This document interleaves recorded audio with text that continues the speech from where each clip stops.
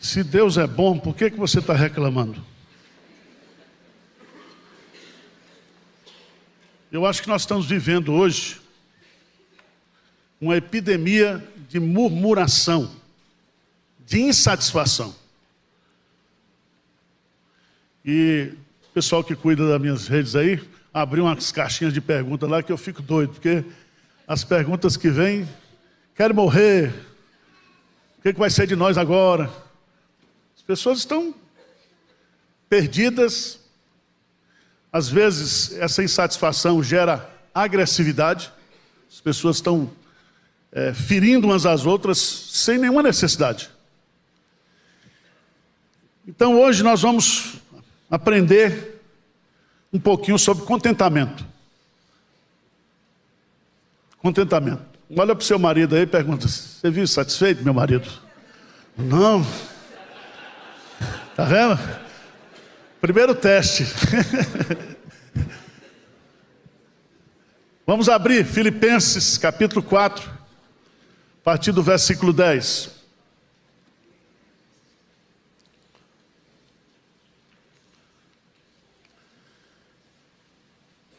Nós vamos ler até o versículo 13. Diz a palavra de Deus: alegrei-me sobremaneira no Senhor, porque agora, uma vez mais, renovastes a meu favor o vosso cuidado, o qual também já tinhais antes, mas vos faltava oportunidade. Vamos ler juntos? 11, 12, 13. Digo isto, não por causa da pobreza, porque aprendi a viver contente em toda e qualquer situação. Tanto sei estar humilhado, como também ser honrado. De tudo e em todas as circunstâncias já tenho experiência, tanto de fartura como de fome, assim de abundância como de escassez. Tudo posso naquele que me fortalece. Amém. O filósofo Sêneca, ele diz que feliz é o homem que, em quaisquer circunstâncias, está satisfeito, vive satisfeito. Sabemos que na prática, porém, nós somos murmuradores, reclamões, vivemos sempre com esse sentimento de que podia ser melhor.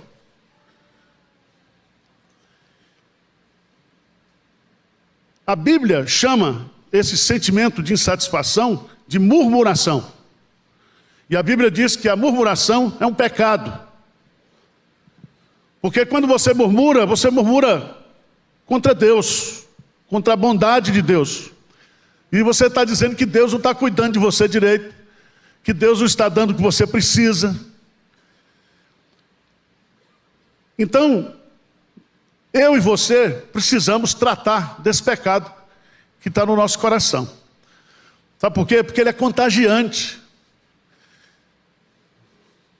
Alguém comparou dizendo que o murmurador é como o termômetro. Ele é influenciado pela temperatura. Ele mede a temperatura. Mas o termostato é o contente. Onde ele chega, ele influencia. E nós precisamos, meus amados irmãos, aprender a viver contente. Veja o que Paulo diz aí no texto, versículo 11.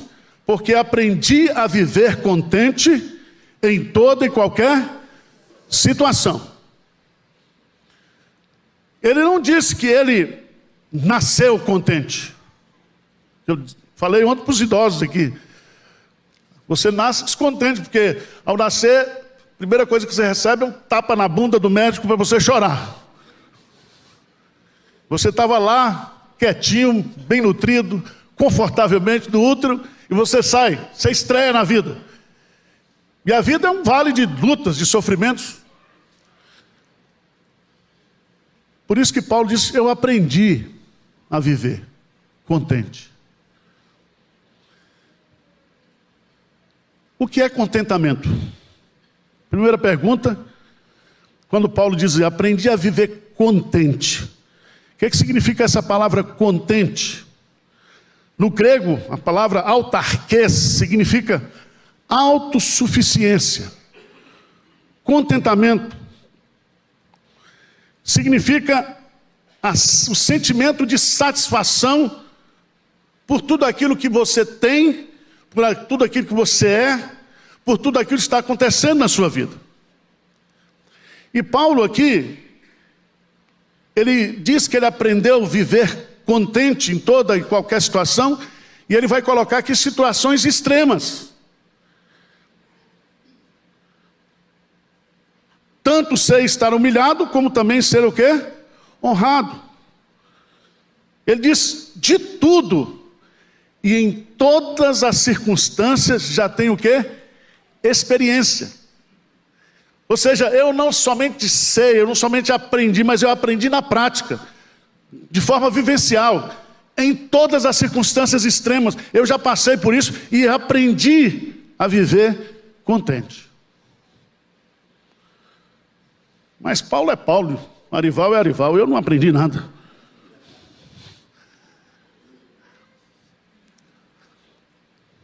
Vamos ver na Bíblia, irmãos, existe uma, chamaria assim de uma teologia do contentamento. Abra a sua Bíblia, por favor. 2 Coríntios 3:5.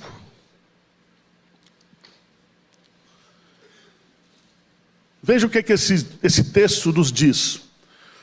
Vamos ler juntos? Não que por nós mesmos sejamos capazes de pensar alguma coisa, como se partisse de nós. Pelo contrário, a nossa suficiência vem de Deus. Preste atenção. O contentamento é algo sobrenatural que vem de Deus para mim. O salmista, ele chega a dizer que o nosso contentamento é o próprio Deus. Por isso que é totalmente incoerente você dizer que crê em Deus, que Deus é bom, tão bom, tão bom, tão bom, e você fica com essa cara aí, xarope, murmurando, reclamando, blasfemando.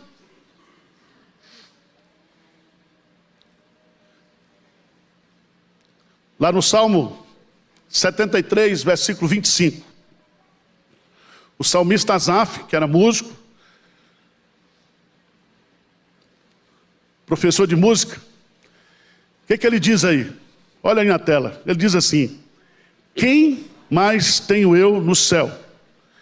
Não há outro na terra que eu me compraza. Na terra. A expressão compraza aí significa ter prazer, ter satisfação, ter plenitude. O contentamento, meus amados irmãos, é uma alegria, é uma satisfação, é uma felicidade que está em Deus. E se eu creio em Deus, se eu filho de Deus, se eu tenho a minha fé depositada em Deus, eu tenho que ter uma vida de contentamento. Mas o contentamento também, ele reside no coração. Não é um contentamento falso, não é uma autonegação, não é você negar aquilo que está acontecendo. Não. O contentamento é algo que está no coração. Quando Paulo diz, aprendi a viver, né? E ele vai dizer, tudo posso naquele que me fortalece. E Deus nos fortalece justamente para a gente viver essas situações extremas com contentamento. E esse contentamento é algo que está na alma, no coração. Abra sua Bíblia, por favor, no Salmo 112, versículo 17, ou versículo 7. Está todo mundo preocupado como é que vai ser 2023, não está? Se você é crente, seu coração não se atemoriza de más notícias. Amém? O que diz o salmista aí? O que diz? Não se atemoriza de más notícias. O seu coração é firme, confiante no Senhor. O coração é uma experiência interna. Experiência interna. A alma, o coração é a sede, é a morada do contentamento. Terceiro lugar, o contentamento vem de Deus, o contentamento habita no coração. O contentamento independe de circunstâncias externas.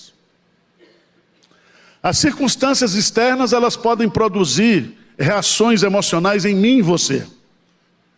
Mas se o contentamento reside, habita no meu coração, eu terei força, Deus vai me fortalecer para que essas circunstâncias não venham abalar a minha fé e a minha confiança em Deus.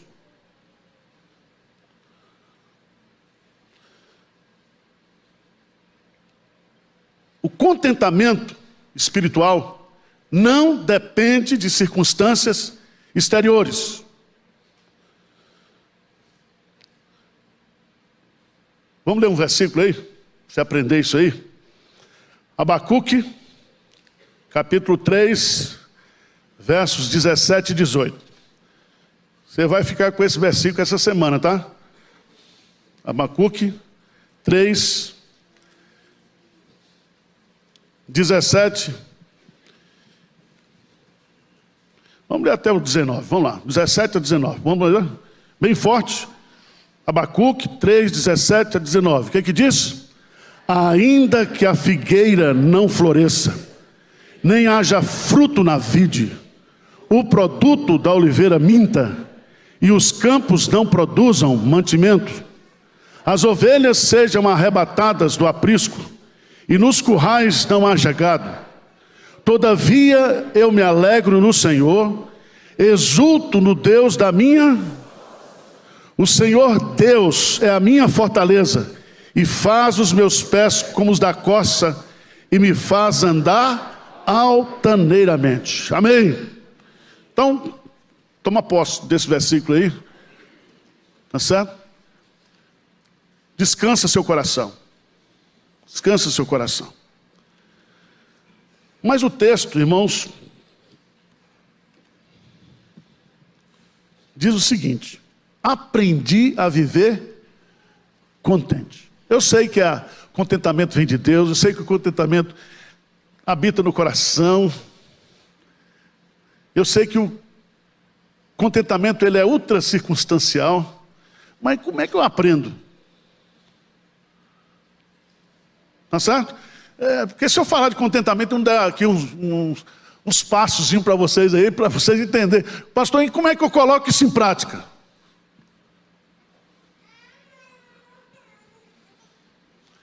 Paulo vai nos ensinar como eu e você, como crentes do Senhor Jesus, podemos experimentar desse contentamento que vem de Deus.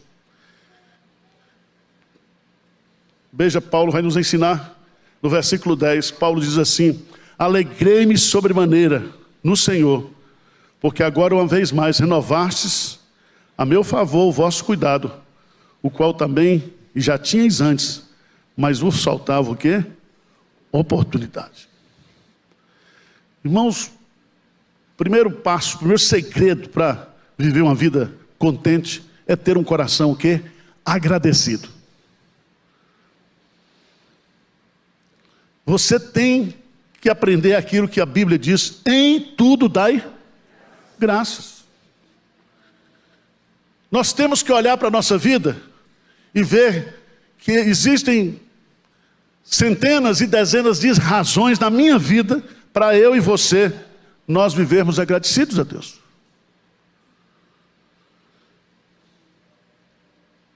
Eu sei que a gente vive um tempo onde as pessoas estão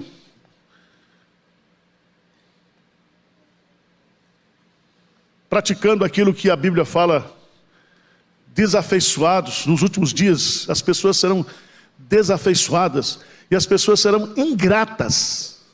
Ingratas. Paulo, ele sempre traz no seu coração esse sentimento da gratidão. E Paulo, quando escreveu essa carta, ele estava preso. Mas ele recebe uma oferta que veio lá da igreja, trazida por Epafrodito. E ele diz: agora sim, todas as minhas necessidades estão supridas. Abra sua Bíblia lá, por favor, em Hebreus capítulo 13. Hebreus capítulo 13.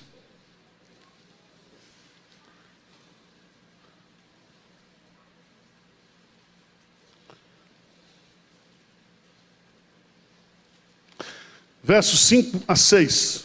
Vamos ler juntos, bem fortes, que aqui está sendo agora a aplicação do sermão. Primeira coisa, você tem que aprender a viver o quê? Grato a Deus. Grato a Deus.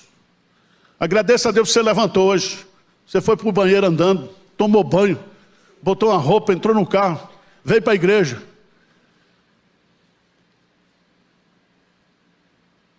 Sua geladeira está cheia, sua despensa está cheia. Você está acima do peso de tanta bênção que você tem recebido.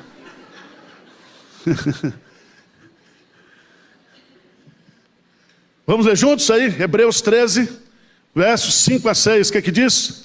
Seja a vossa vida sem avareza. Contentai-vos com as coisas que tendes. Porque ele tem dito: de maneira alguma te deixarei, nunca, jamais te abandonarei. Assim afirmemos confiantemente: o Senhor é o meu auxílio, não temerei. Que me poderá fazer o homem? O homem. Primeiro passo, primeira evidência de contentamento de Deus na minha vida, na sua, é ter um coração o quê? Agradecido. Tá certo? Agradeça hoje pela manhã a igreja que Deus lhe deu, os irmãos que Deus lhe deu, o pastor que você tem. Coisa linda, maravilhosa, né? Você tem tantos motivos para agradecer. Tá certo? Olha para a sua casa, olha para os seus filhos, olha para a sua família. Veja, a terra está cheia da bondade de Deus. Agradeça. Segundo passo, seja dependente de Deus. Seja agradecido e confie em Deus e dependa de Deus. Você está preocupado com o Brasil? Estou não, porque está nas mãos de Deus. Você está com medo do carecão lá do... Estou não. Estou preocupado com ninguém não. Vai mudar regime? Vai isso? Não, meu irmão, não é assim não. Deus está no controle. E nós dependemos dele.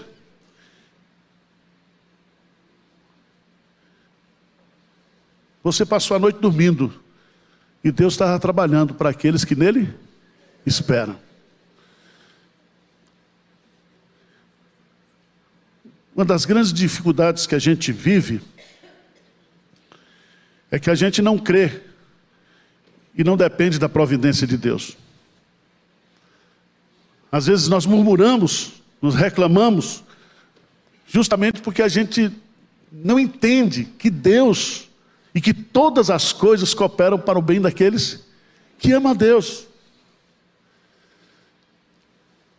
Falta fé, falta dependência.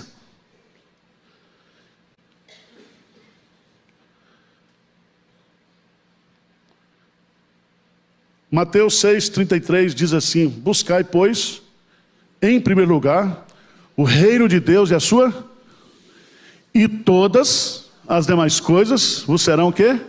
Acrescentadas. Se Deus é o Senhor da sua vida, se Deus é a sua justiça, se Deus é o seu Senhor, todas as demais coisas vos serão acrescentadas. Sejam dependentes de Deus. Ele controla todas as circunstâncias. Ele conhece o que se passa no coração de cada pessoa. Ele vê não como nós vemos. O nosso Deus não faz acepção de pessoas. O nosso Deus, ele não pode ser corrompido. Ele é o Deus santo, justo, verdadeiro. É o Deus que nós adoramos. é o Deus que nós servimos, é o Deus em que nós depositamos toda a nossa esperança, toda a nossa expectativa. Amém? Então seja dependente de Deus. Não confieis em príncipes nem em filhos de homens em quem não há salvação. Terceira coisa, como experimentar o contentamento? Gratidão, dependência de Deus. Terceiro, separe o seu coração das coisas. Está complicado? Separe o seu coração das coisas. A satisfação interior não pode depender de coisas, de pessoas e de circunstâncias. Você tem que cuidar do seu coração. Está todo mundo cansado de receber vídeo, tá ou não está? É vídeo da esquerda, vídeo da direita, da centro-direita, do goleiro, do centroavante, do ponto esquerda. Já deu, não deu não? É fake news de todo lado. Isso tem perturbado as pessoas, tem nos perturbado, tem cansado as pessoas. As pessoas estão amedrontadas.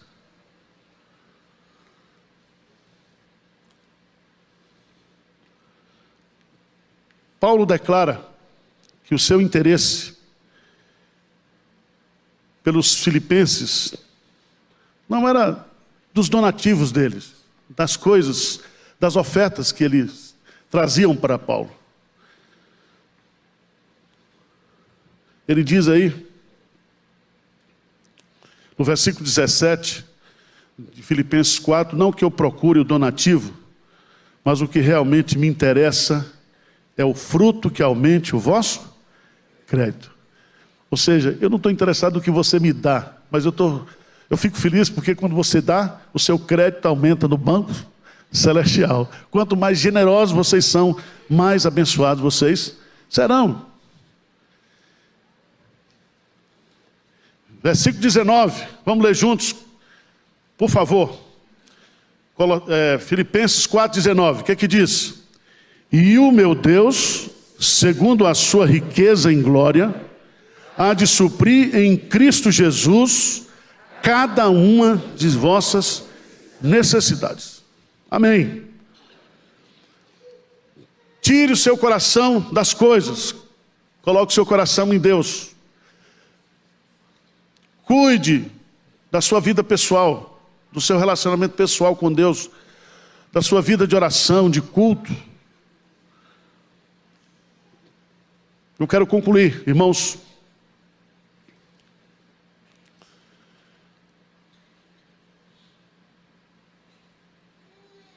Pedindo que você faça essa oração que está aí, que Paulo coloca, que às vezes a gente usa como declaração, né?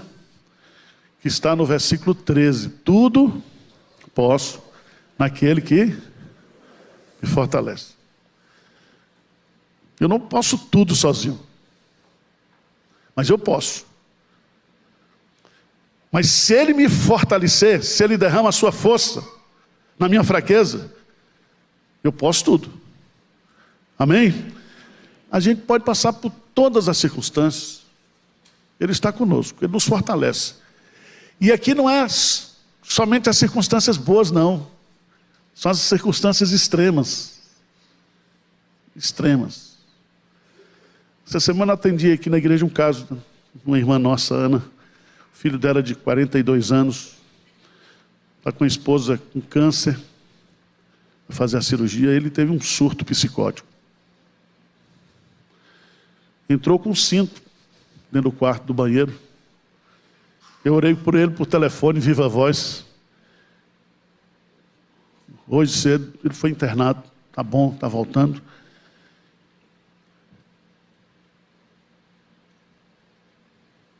E eu vi naquele momento ali, da mãe daquele rapaz, 42 anos, o desespero, a angústia.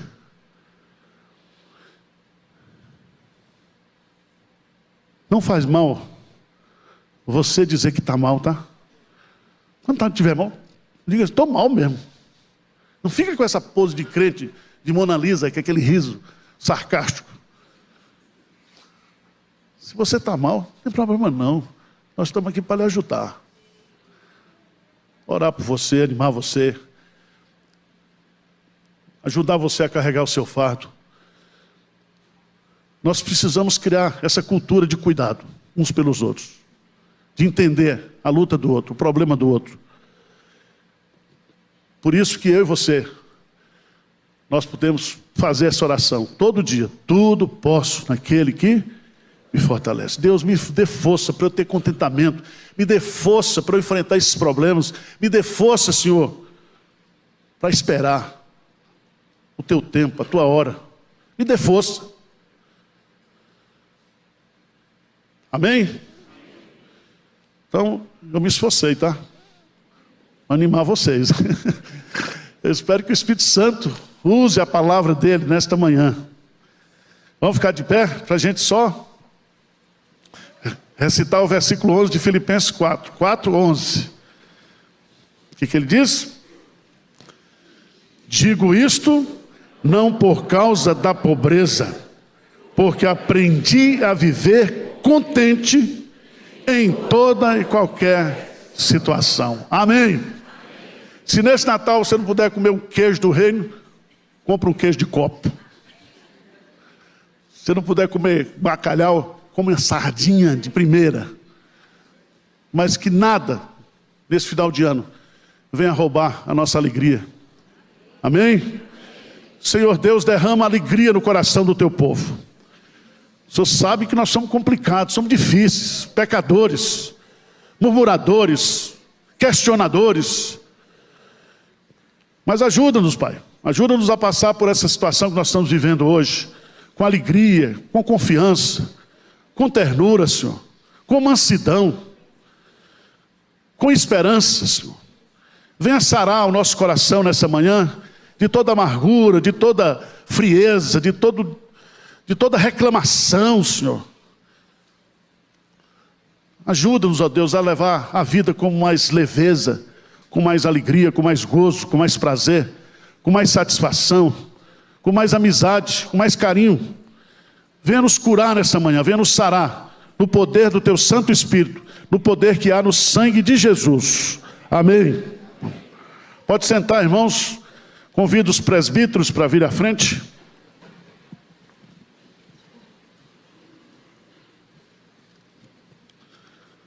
Vamos celebrar a ceia do Senhor. 1 Coríntios, capítulo 11.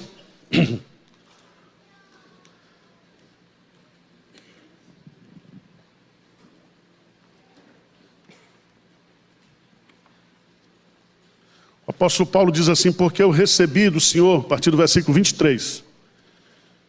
Porque eu recebi do Senhor o que também vos entreguei, que o Senhor Jesus, na noite em que foi traído, tomou o pão, e tendo dado graças, o partiu e disse: isto é o meu corpo que é dado por vós. Fazei isto em memória de mim. Por semelhante modo, depois de haver ceado, tomou também um cálice, dizendo: este cálice é a nova aliança no meu sangue. Fazei isto todas as vezes que eu beberdes em memória de mim.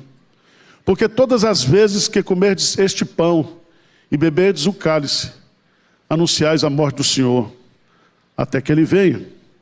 Examine-se, pois, o homem a si mesmo, e assim coma do pão e beba do cálice.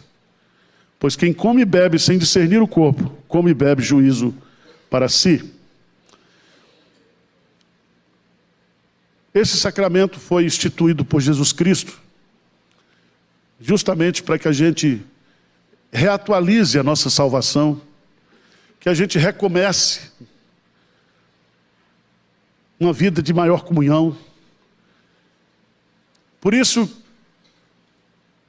que a instrução é: examine-se, pois, o homem a si mesmo. Para de olhar para a vida do outro, examinar a vida do outro, examine a sua vida. Peça perdão a Deus pelos seus pecados, e assim, coma e beba. Curve a sua cabeça em oração, vamos orar. É você com Deus aí, cada um com Deus. Senhor Deus, nós estamos diante de Ti. O Senhor conhece a nossa vida, os segredos do nosso coração.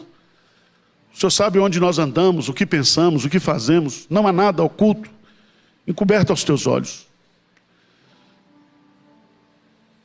Por isso, Pai, venha nos perdoar nesta manhã.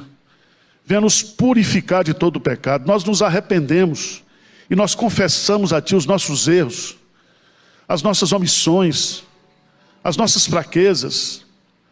Senhor, tem misericórdia de nós nesta manhã. Tem misericórdia de cada um. Tem misericórdia da igreja de Pinheiros. Santifica a Tua igreja. Renova a Tua igreja. Purifica a Tua igreja.